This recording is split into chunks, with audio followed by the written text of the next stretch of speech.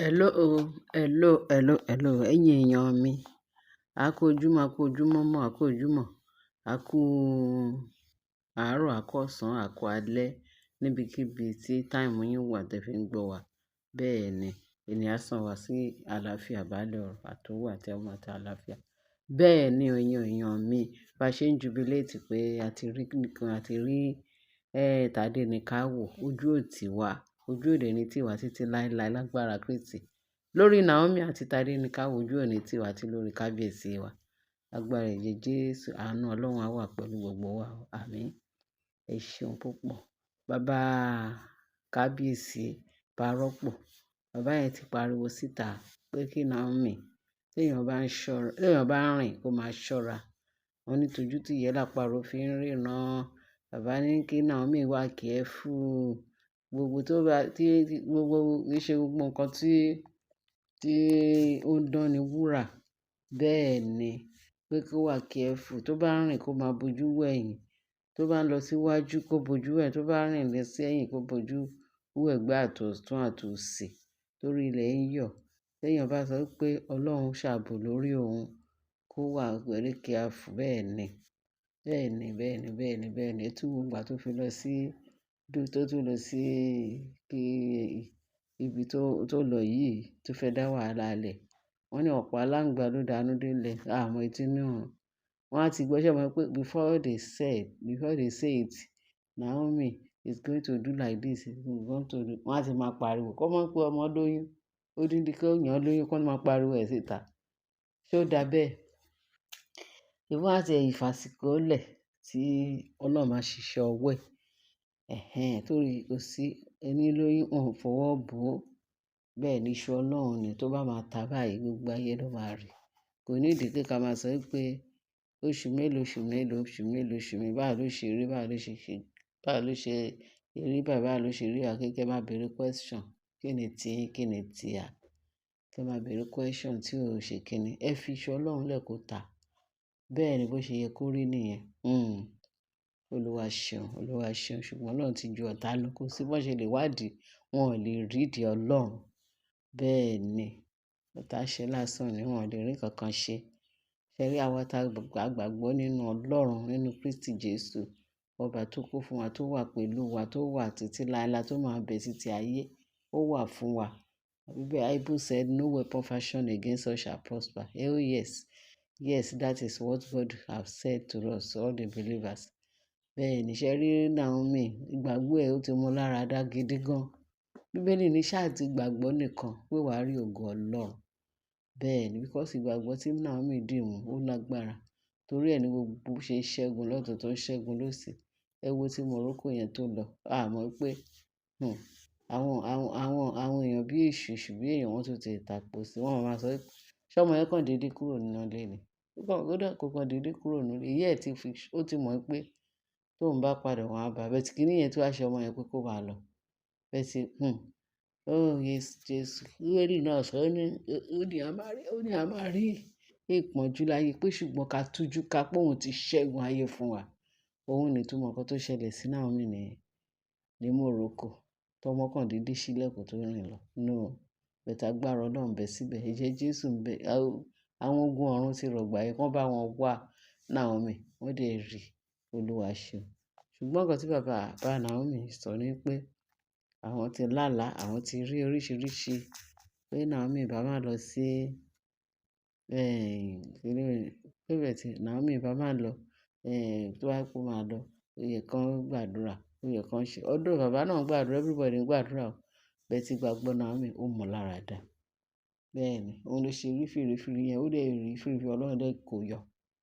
Bẹ́ẹ̀ ni bàbá yẹn ti rí. Bàbá rọ́pò ti rí pé nǹkan kan máa fẹ́ ṣẹlẹ̀ bẹ́ẹ̀ tí kò ní borí. Ṣé ó borí ni tọ́lọ́run fi ju gbogbo ayé lọ nìyẹn.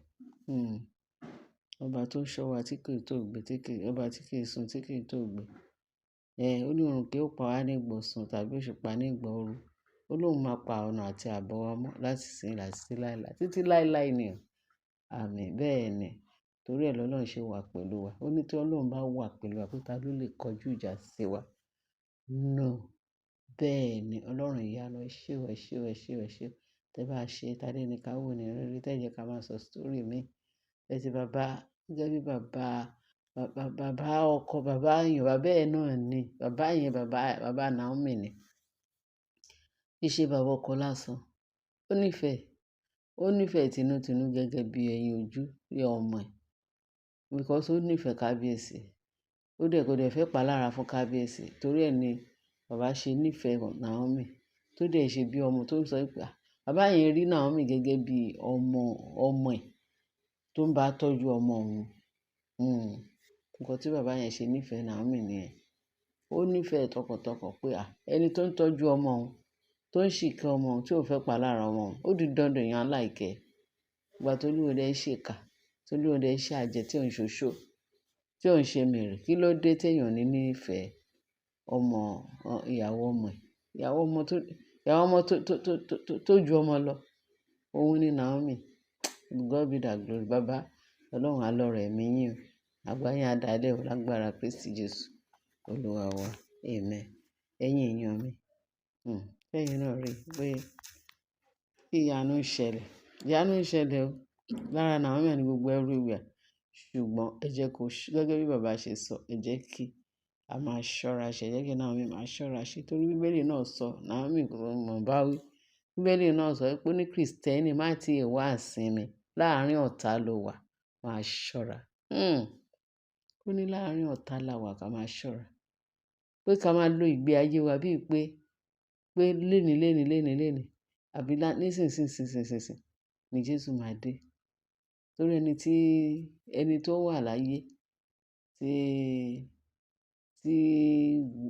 tó wà láyé tó dẹ̀ kó máa rò pé at any time ni ikú lè dé bẹ̀tì àwa ò ní kú bí kò ṣe yíyè nítorí a fẹ́ máa ròyìn iṣẹ́ Olúwa. Bẹ́ẹ̀ ni àwa kì yóò kú bí kò ṣe yíyè nítorí káwa kí lè máa ròyìn iṣẹ́ Olúwa. Ó dẹ̀ ní ká wà careful.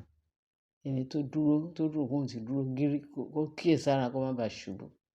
Bẹ́ẹ̀ ni bàbá Parúbọ̀ ó wà nù Parọ́pọ̀ ó wà nù ẹ̀mí láti sọ fún Naomi gẹ́gẹ́ bó ṣe tọ́ àti bó ṣe yẹ. But we thank God. We really appreciate what God has done for all of us. A jubilate o. Bàbá kábíyèsí àti Naomi àtàwọn olólùfẹ́ Naomi àwọn olólùfẹ́ Tádé ní ká wò. Gbogbo ìṣerere wọn láàfin yẹn tí kábíyèsí àti Naomi máa ṣe láàfin àti Tádé ní ká wò lágbára ẹ̀jẹ̀ Jésù Kristi aṣojú gbogbo wa. Àti ẹni tó sọ pé kò ní ṣojú òun ẹ̀yìn ẹ̀ ló ti máa ṣe. Bẹ́ẹ̀ ni ó bá fẹ́ ó bá kọ̀ tọ́lọ́run bá ní ó máa ṣe ṣojú ó máa ṣe. Wọ́n kàn máa bulẹ̀ lẹ́ẹ̀kan náà ni. Ṣùgbọ́n tó sọ pé láéláé over his dead body over her dead body ẹ̀yìn ẹ̀ náà ti máa ṣe kí ìyanu kó túbọ̀ máa ṣe. Ọlọ́run ṣeun bàbá, we thank you very much for all you've done for us. Hallelujah. Tí Naomi àti ọkọ ẹ̀ tán ti ẹ̀kọ́ sáà àti kínní àti Tádé ní ká wò. Reverend Fúnkẹ́